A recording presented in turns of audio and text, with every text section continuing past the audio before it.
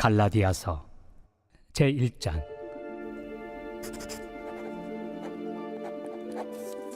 사람들에게서 난 것도 아니요 사람으로 말미암은 것도 아니요 오직 예수 그리스도와 그를 죽은 자 가운데서 살리신 하나님 아버지로 말미암아 사도된 바울은 나는 누구인가? 라는 제목으로 하나님 말씀 전하겠습니다. 성도님들은 누구십니까? 아침 대바람부터 그게 무슨 생뚱맞은 질문이냐 라고 하실지 모르겠습니다. 모세는 어느 날 신을 만납니다. 자신을 찾아온 신을 만나서 묻습니다. 당신은 누구십니까? 그리고 그 신이신 여호와께서는 모세에게 나는 나다 라고 대답해 주십니다. 그 신의 아들이셨던 예수님께서는 이 땅에 사람의 몸을 입고 오셔서 제자들에게 물으십니다. 사람들은, 그리고 너희들은 나를 누구라 하느냐? 사람들은 예수님을 선지자 혹은 능력자 정도로 생각했고, 베드로는 예수님을 메시아이십니다라고 고백해서 칭찬을 받았습니다. 수많은 철학자들이 질문합니다.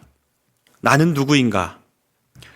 수많은 논리적인 대답들이 나왔고, 그 대답들은 우리 자신과 세상을 예리하게 잘 드러냈지만 그 대답들이 우리의 길이 되어주지는 못했습니다.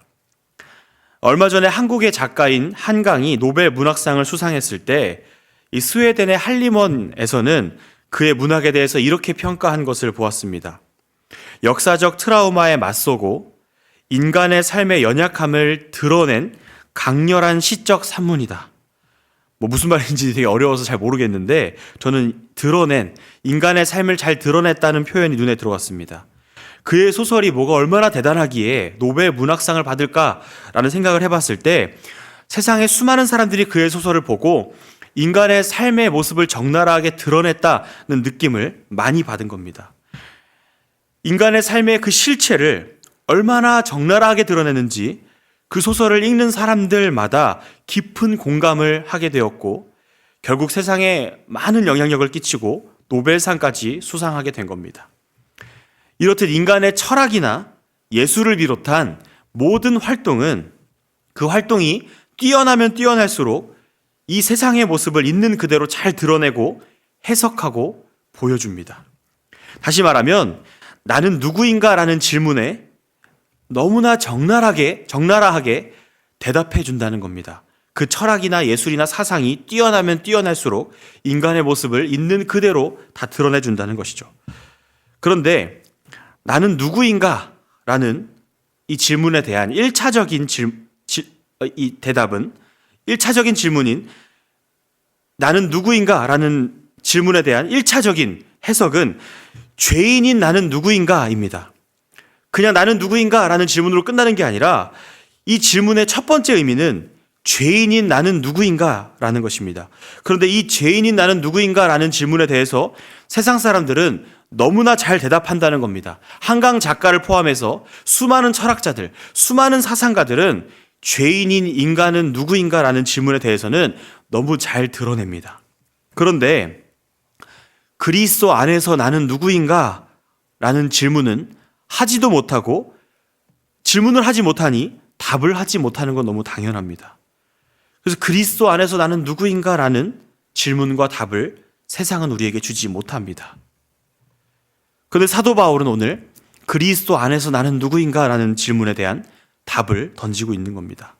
사도 바울은 자신을 이렇게 소개했습니다. 사도행전 22장 3절 4절에 나는 유대인으로 길리기아 다소에서 났고 이 성에서 자라 가말리엘 문하에서 우리 조상들의 율법에 엄한 교훈을 받았고 오늘 너희 모든 사람처럼 하나님에 대하여 열심히 있는 자라. 내가 이 돌을 박해하여, 그리스도의 도이죠, 돌을 박해하여 사람을 죽이기까지 하고 남녀를 결박하여 옥에 넘겼노니.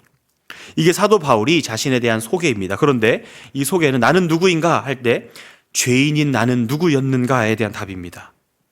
유대인이었고 가말리엘이라는 스승의 그 밑에 제자로 있었다는 겁니다. 이 말은 뼛속까지 유대인이었다는 뜻이고 열심히 있는 유대인이었고 사람들을 박해했다는 것은 자신이 권력자였다는 것을 말해주는 겁니다. 죄인 바울은 이런 사람이었습니다. 뼛속까지 유대인, 유대인 중에 유대인, 근데 그 중에서도 권력자였던 사람이었습니다. 그런 바울이 예수님을 만나고 변화되었습니다. 그리스도 안으로 들어간 겁니다. 그리스도 안에서의 바울은 어떤 사람이 되었을까요?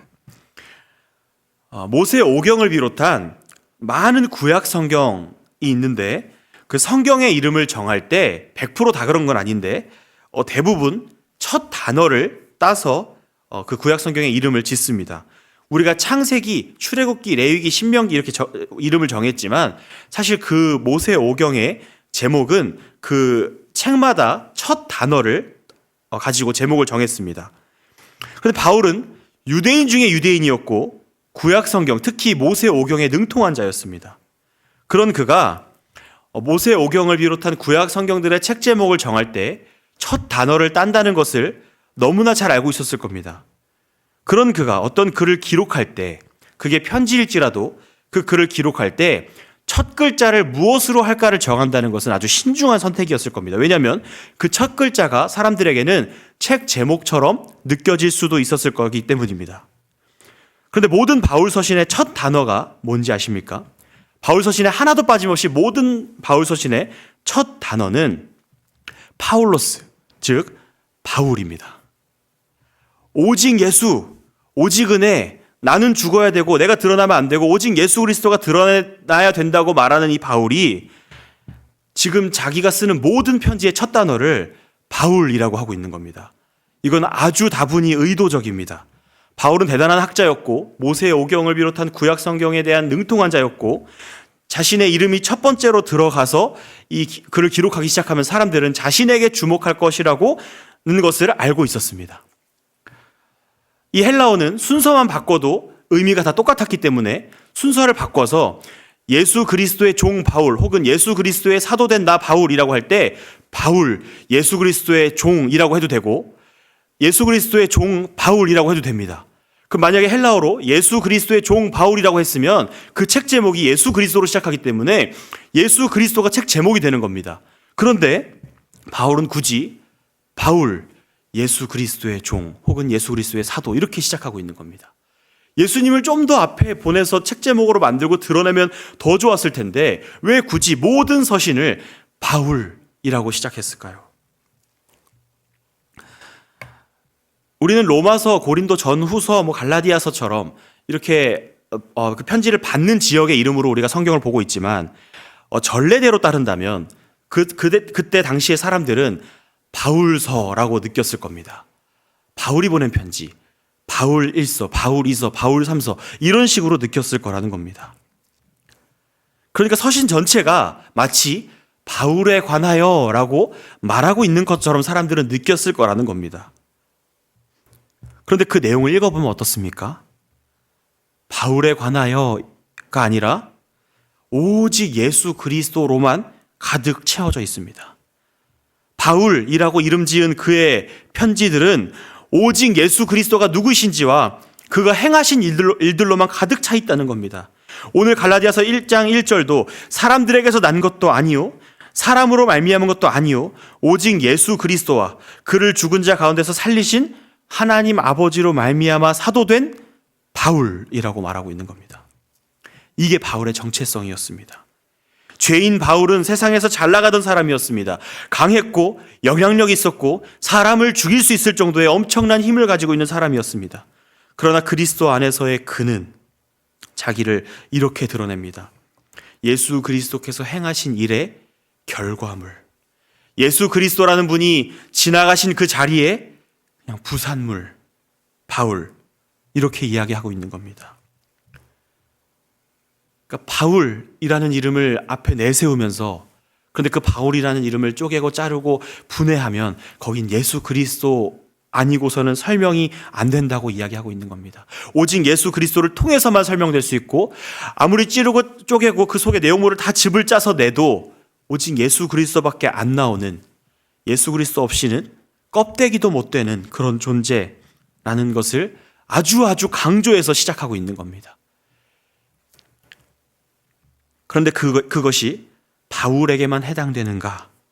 그렇지 않다는 겁니다. 바울의 유명한 호소 중에 하나가 디모데후서 4장 8절에 나오는데 디모데후서 4장 8절에 이제 후로는 나를 위하여 의의 면류관이 예비되었으므로 주 곧 의로우신 재판장이 그날에 내게 주실 것이며 내게만 아니라 주의 나타나심을 사모하는 모든 자에게도니라. 바울은 항상 자신이 받은 은혜가 나에게만 주어진 특권이 아니라 주를 사모하는 모든 자들에게 동일하게 적용되고 있다는 사실을 강조합니다. 사람들에게 이렇게 말하기도 합니다. 내가 당한 이 처지, 나의 모습에 있어서 내가 감옥에 결박된 거 외에는 너희가 나랑 똑같기를 원한다라고 항상 사람들에게 호소합니다. 나랑 똑같아져라. 바울이 내가 뛰어나니까, 내가 잘하고 있으니까 나를 본받아라가 아니라 나의 온 몸과 영혼을 다 찔러 쪼개서 짜내면 예수 그리스도밖에 안 나오는데, 난 예수 그리스도 말고는 설명할 수가 없는데, 그런 나처럼 모든 그리스도인들이 예수님이 아니고서는 설명할 수 없는 존재들이 되었으면 좋겠다는 겁니다. 이제 갈라디아서를 제가 설교하는 동안 계속해서 갈라디아서를 이야기하는 그 모든 순간, 그리고 앞으로 기회가 될 때마다 저도 그렇고 모든 성도님들이 바울 서신을 읽고 묵상하실 때마다 그 서신들은 바울 자신을 소개하는 글인데, 그 바울에 관하여라는 그 내용 전체가 오직 예수 그리스도로 채워져 있음을 기억해야 합니다. 그리고 이 내용은 바울에게만 아니라 우리에게도 해당된다는 사실을 기억해야 합니다. 우리는 누구입니까? 우리는 예수 그리스도께서 행하신 일의 결과물들입니다. 예수 그리스도와 그가 행하신 일을 우리는 복음이라고 부릅니다. 예수님이 어떤 분이신가, 그가 무슨 일을 행하셨는가를 설명하면 설명할수록 그게 우리의 자기소개가 되는 겁니다.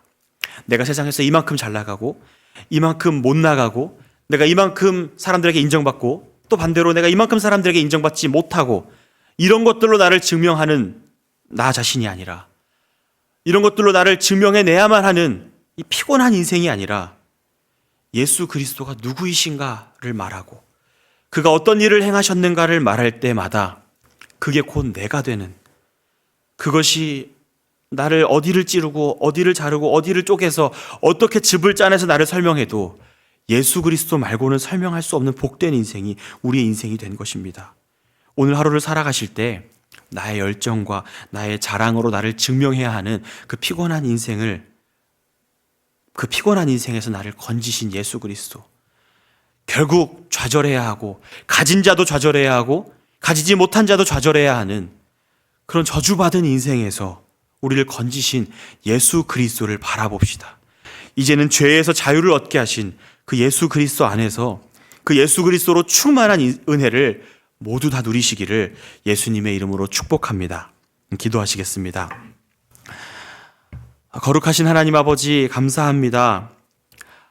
우리의 존재는 수많은 철학과 사상과 수많은 문학과 예술들로 수많은 사람들이 표현하려고 애썼지만 결국에는 우리의 죄인된 실체를 드러내는 것밖에는 할 수 없었습니다.